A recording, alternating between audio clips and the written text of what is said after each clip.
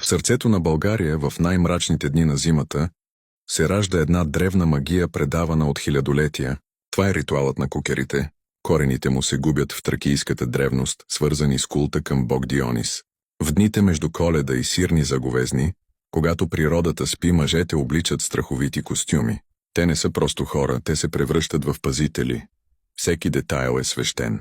Маските, високи и сложни, са направени от дърво, кожи, пера и огледала, за да отразяват злото и да го прогонват. Костюмите, често от кози кожи, символизират плодородието, а тежките медни чанове, чийто оглушителен звън разтърсва земята, са оръжието им срещу злите духове, студа и тъмнината. Техният танц не е просто зрелище, а свещено действие.